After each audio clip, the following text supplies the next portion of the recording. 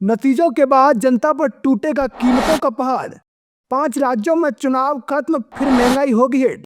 झूठ की सोन पपड़ी बनाकर जनता को परोस रही सरकार। अब अखिलेश यादव ने खोल दी हर परत। जी हाँ, समाजवादी पार्टी के राष्ट्रीय अध्यक्ष अखिलेश यादव ने पार्टी मुख्यालय में प्रेस कॉन्फ्रेंस कर एक बार फिर बीजेपी सरकार पर तीखा हमला बोला है। उन्होंने कहा कि ये सरकार काम कम और प्रचार ज़्यादा करती है। जनता को सच दिखाने के बजाय भ्रम की परतें चढ़ाई जा रही हैं।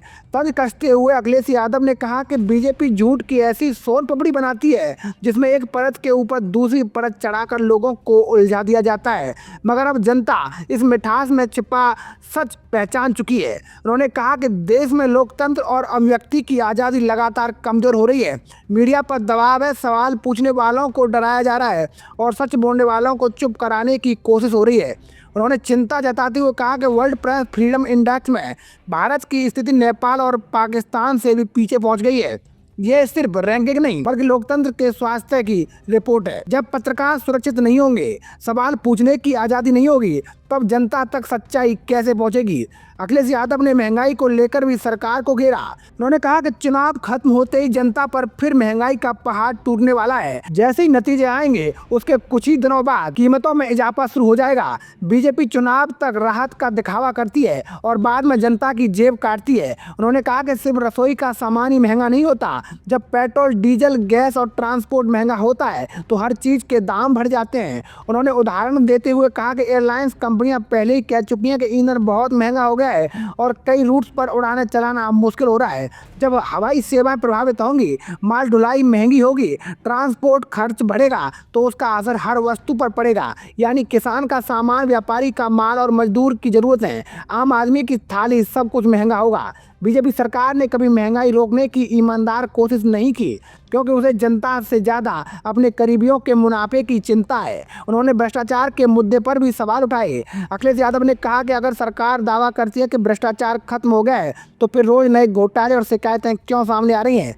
आखिर किसके संरक्षण में ये सब चल रहा है? सच्चाई ये है कि ईमानदारी सिर्फ भाषणों में है, ज़मीन पर कुछ नहीं है। अपने लोगों को फायदा पहुंचाने के लिए सिस्टम का इस्तेमाल किया जा रहा है। शिक्षा व्यवस्था पर बोलते हुए अखिलेश यादव ने कहा कि फीस का ऐसा ढांचा बना दिया गया है कि गरीब और मध्यवर्गीय परिवार अपने बच्चों को अच्छी पढ़ाई नहीं दिला पा रहा है। निजी संस्थानों की फीस आसमान छू रही है। सरकारी व्यवस्थाएं कमजोर की जा रही हैं। इसका सबसे ज्यादा नुकसान गरीब परिवारों के बच्चों को हो रहा है, जिनके सपने फीस के बोझ तले दब रहे हैं। उन्होंने मुलायम सिंह यादव की योजनाओं को याद करते हुए कहा कि नेताजी ने कन्या विद्याधन योजना शुरू की थी, जिसमें बेटियों को 30,000 रुपए दिए जाते थे ताकि वे आगे पढ़ सकें। उस सोच में गरीब परिवारों की बेटियों का भविष्य था, सम्मान था और आत्मनिर्भरता का रास्ता था। आज की सरकार ने ऐसी योजनाओं को कमजोर कर दिया है और केवल विज्ञापन बचा है। अखिलेश यादव ने कहा कि शिक्षा सिर्फ डिग्री लेने का माध्यम नहीं होनी चाहिए, बल्कि ऐसी होनी चाहिए जो रोजगार दे, नौकरी दिलाए, आधुनिक कौशल सिखाए और युवाओं का भविष्य बनाए। समाजवादी पार्टी हमेशा ऐसी नीतियों के पक्ष में रही है जिसमें शिक्षा, रोजगार और सामाजिक न्याय एक साथ आगे बढ़े। अंत में उन्होंने कहा कि बीजेपी सरकार ने जनता को वादों, नारों और प्रचार